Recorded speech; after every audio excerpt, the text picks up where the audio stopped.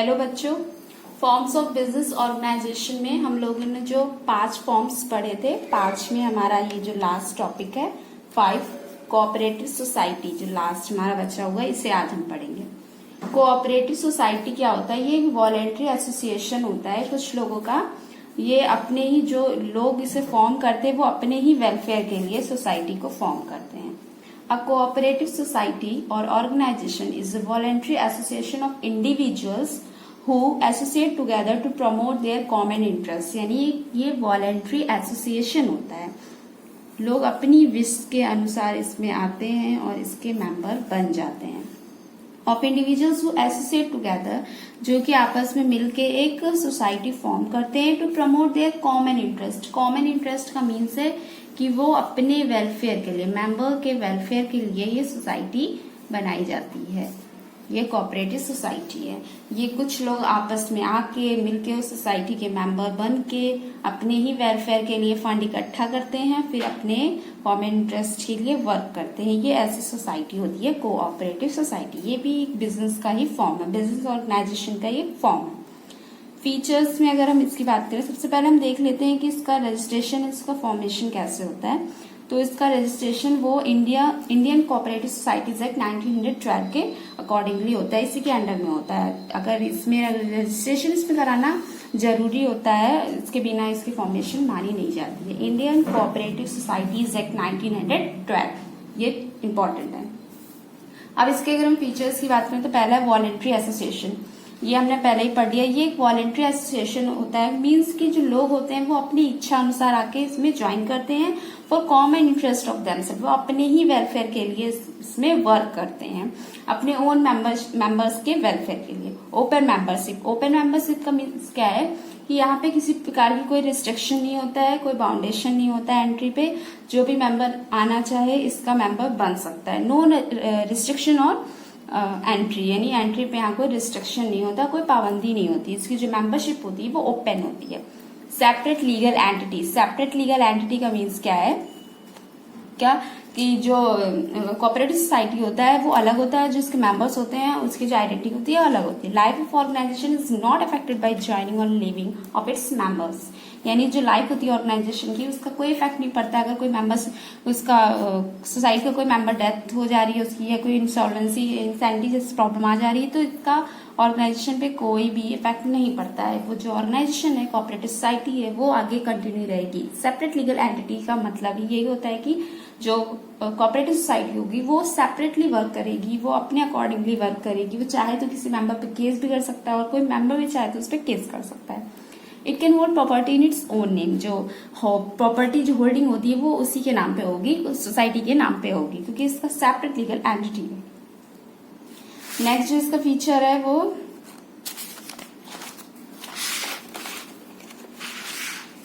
है service motive. Service motive का means होता है कि कॉमन इंटरेस्ट के लिए वर्क करता है सोसाइटी। सर्विस मोटिव, ये जिसके मेंबर्स होते हैं वो सर्विस के लिए ही इसका मोटिव होता है कि वो अपने मेंबर्स के सर्व करेंगे। Provide service to its members in society और मेंबर्स को वो सर्विस प्रोवाइड करते हैं। लिमिटेड लायबिलिटी का मीन्स है जिसके मेंबर्स होते हैं उसकी लायबिलिटी लिमिटेड होती है, यानी कि जो मेंबर्स की प्रॉपर्टी है वो पर्सनल प्रॉपर्टी को लायबल नहीं किया जाएगा अगर कोई इंसॉल्वेंसी जैसी प्रॉब्लम आ जाती है, या फिर अगर कोऑपरेटिव सोसाइटीज की जो प्रॉपर्टी अगर वो कम पड़ रही है तो मेंबर्स की जो प्रॉपर्टी उसे होल्ड नहीं किया जाएगा। लिमिटेड लायबिलिटी की बात होती है। मैनेजमेंट और कंट्रोल जो होता है कोऑपरेटिव सोसाइटी का, वो in the hands of the members of managing committee जो बनाई जाती है, जो उसके मेंबर्स होते हैं उन्हीं के हाथ में इसका मैनेजमेंट और कंट्रोल होता है। इक्वल वोटिंग राइट, और जो इसकी वोटिंग राइट्स होती है वो इक्वल होती है, यानी जितने भी मेंबर्स होते हैं सब मिलकर अपना व्यूज इसमें देते हैं। इक्वली डिसीजन लिया जाता है, जो भी डिसीजन होते हैं वो इक्वल बेसिस पे लिए जाते हैं। नेक्स्ट इसके मेरिट्स और डीमेरिट्स फीचर्स से ही निकल के आते हैं। तो पहले इजी फॉर्मेशन का मीन्स है जो इसका रजिस्ट्रेशन होता है वो इजीली होता है। अगर हम रजिस्ट्रेशन की बात करें वो बहुत इजीली हो जाता है और बहुत ही सिंपल प्रोसीजर के थ्रू ये फॉर्म होती है। लिमिटेड लायबिलिटी क्या है कि जो इसके मेंबर्स होते हैं उनकी लायबिलिटी लिमिटेड होती है, पर्सनली उनके एसेट्स को नहीं लिया जाता है, तो इसलिए लिमिटेड लायबिलिटी मेरिट्स के पॉइंट में आता है। इक्वल वोटिंग राइट का मीन्स है सारे मेंबर्स के व्यूज लिए जाते हैं, तो यहाँ पे इक्वल राइटिंग होता है। कंटिन्यूड एग्जिस्टेंस का मीन्स है कि अगर किसी की डेथ हो रही है, किसी मेंबर की डेथ, इंसॉल्वेंसी वगैरह से इसको कोई फर्क नहीं पड़ता है, ये कंटिन्यूटी चलता रहता है, कंटिन्यू रहता है। फेयर डीलिंग का मीन्स है कि यहाँ पे जो भी डीलिंग होती है वो फेयरली होती है, क्योंकि एक वॉलेंट्री एसोसिएशन है, यहाँ सारे मेंबर्स अपनी मर्जी से आते हैं और जिससे इसका वर्क है वो भी सर्विस मोटिव को लेकर, इसलिए यहाँ फेयर डीलिंग की बात की गई है। डेमोक्रेटिक का मीन्स ही होता है जो इसके सारे फंक्शंस होते हैं वो किसी के दबाव में होके नहीं होते हैं, उनका जो मेन मोटिव होता है वो अपने मेंबर्स को सर्व करना होता है और अपनी सोसाइटी को सर्विस प्रोवाइड करना होता है। तो यहाँ पे डेमोक्रेटिक फंक्शनिंग होती है, किसी के दबाव में रह के कोई भी काम नहीं किया जाता है। ये तो इसके मेरिट्स हो गए। अब हम इसके लिमिटेशंस को भी पढ़ लेते हैं।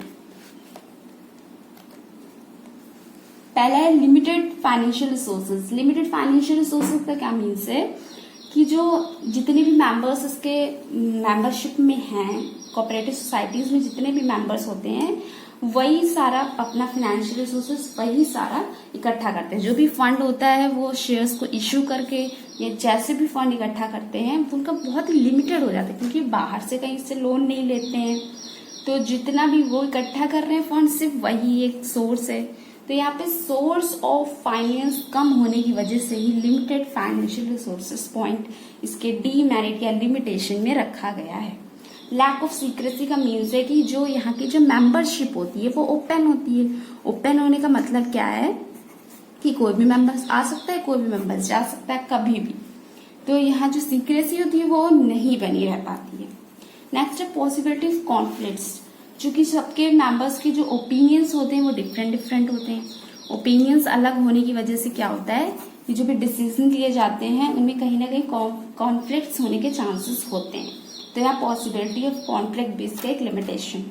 लैक ऑफ मोटिवेशन में क्या लिखना है कि यहाँ पे जो भी कमेटी बनाई जाती है, मैनेजिंग कमेटी बनाई जाती है, तो जो मैनेजर होते हैं उनको चूंकि जो फंड या फिर उनको जो डिविडेंड या प्रॉफिट जो भी इनको एक मिलता है डिविडेंड के रूप में, तो जो वो होता है डिविडेंड वो बहुत ही कम मिलता है।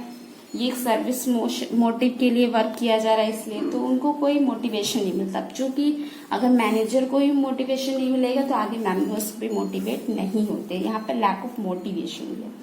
एक्सेसिव गवर्नमेंट रेगुलेशन का मीन्स है कि गवर्नमेंट बहुत ही ज्यादा यहाँ पे रेगुलेट करती है।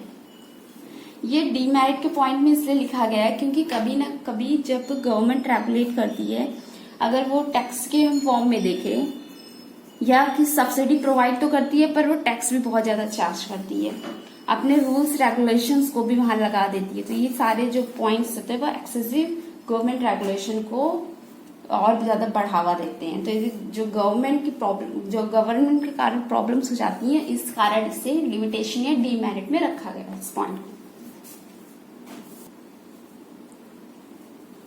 Types of cooperative society. अब इसका हमने फीचर, मीनिंग और मेरिट डीमेरिट तो पढ़ लिया है। टाइप्स ऑफ कोऑपरेटिव सोसाइटीज का मीन्स है कि जो कोऑपरेटिव सोसाइटी फॉर्म की जाती है तो ये बहुत सारे बेसिस के आधार पर इसके टाइप्स को डिवाइड कर दिया है, जैसे कंज्यूमर बेसिस, प्रोड्यूसर बेसिस और भी जो भी बायर है, सेलर, सारे बेसिस पे इसे डिवाइड कर दिया गया है। तो पहला है कंज्यूमर कोऑपरेटिव सोसाइटी।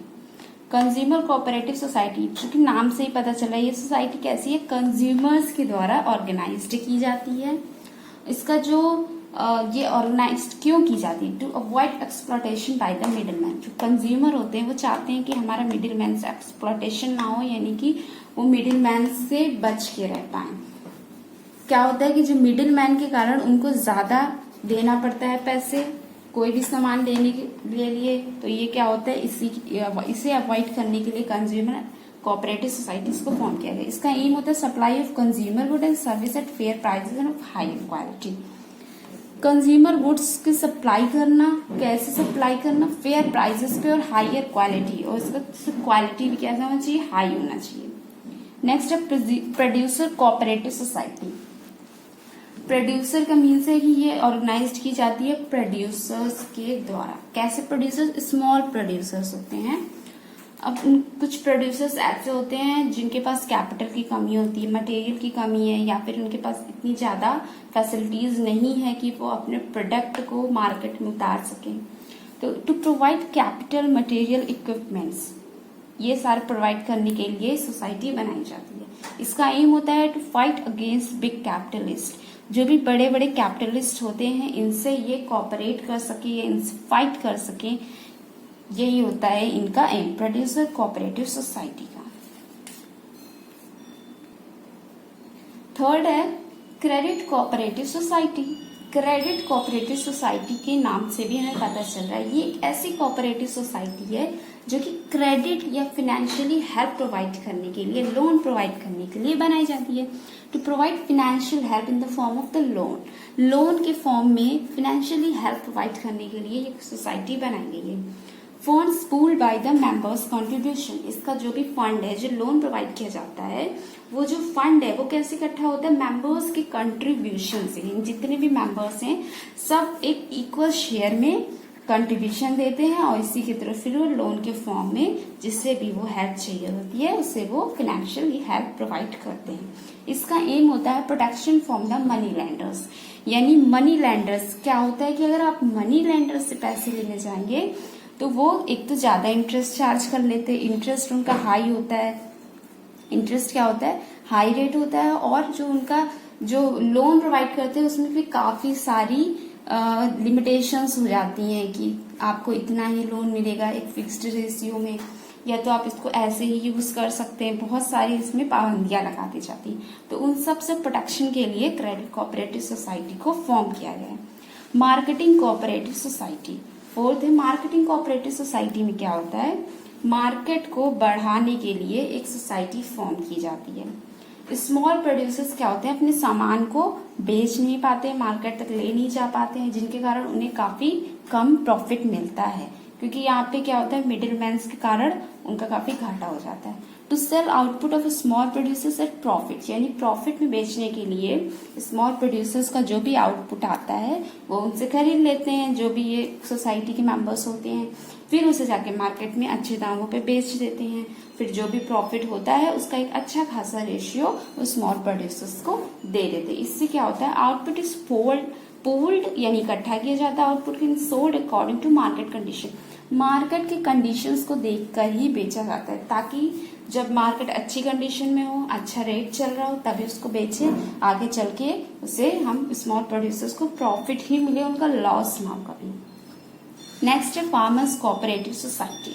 ये फार्मर्स के वेलफेयर के लिए सोसाइटी बनाई जाती है। Small farmers join together for cultivating there land, जो स्मॉल फार्मर्स होते हैं, छोटे किसान होते हैं, पीजेंट्स, ज्वाइन टुगेदर, वो आपस में ज्वाइन कर लेते हैं और अपनी लैंड को, जो टुकड़ों टुकड़ों में लैंड्स होती है स्मॉल स्मॉल पीसेस, उनको एक बड़े शेप का फॉर्म दे देते हैं, फिर उसमें कल्टीवेशन करते हैं। इसका फायदा क्या होता है, प्रोडक्शन एट लार्ज स्केल, यानी लार्ज स्केल पे वहां पे प्रोडक्शन हो सकता है, यानी जो आउटपुट होगा छोटे छोटे पीसेस पे कम हमारा प्रोडक्शन होता है। जबकि अगर हम उसे आपस में जोड़ दें, उसको एक अच्छा खासा रूप दे दे, फॉर्म दे दे, तो उस पर अच्छा प्रोडक्शन हो सकता है। जो छोटे पार्ट्स में हम नहीं कर पा रहे थे वो बड़े पार्ट्स में करना इजी होता है। जो इनपुट होता है वो कम लगता है ऐसे चीजों में बड़े पार्ट्स में, और जो आउटपुट होता है वो हमें ज्यादा मिलता है। जो प्रोडक्शन होता है वो लार्ज स्केल पे होता है। इससे क्या होता है, जो फार्मर्स का होता है वो प्रॉफिट होता है। नेक्स्ट है हाउसिंग कोऑपरेटिव सोसाइटी।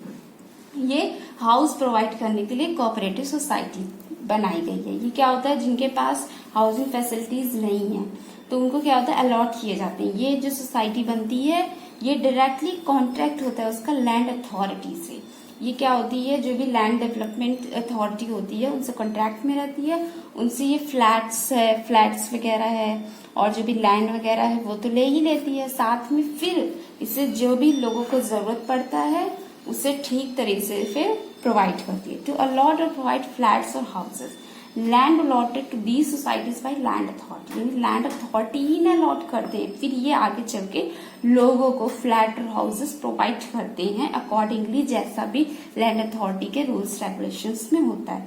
तो ये एक तरह से ये भी बहुत ही ज्यादा हेल्प प्रोवाइड करती है उन लोगों के लिए जो फ्लैट्स या हाउसेस लेना चाहते हैं पर उन्हें ठीक तरीके से नहीं, ठीक रेट्स पे नहीं मिल रहा है।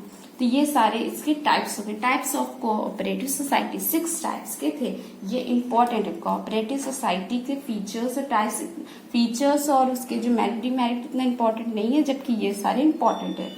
ये हमारा आज ये फॉर्म्स ऑफ बिजनेस ऑर्गेनाइजेशन के हमने जो 6 फॉर्म्स है उसे पढ़ लिया है, कंप्लीट हो गया है। Thank you.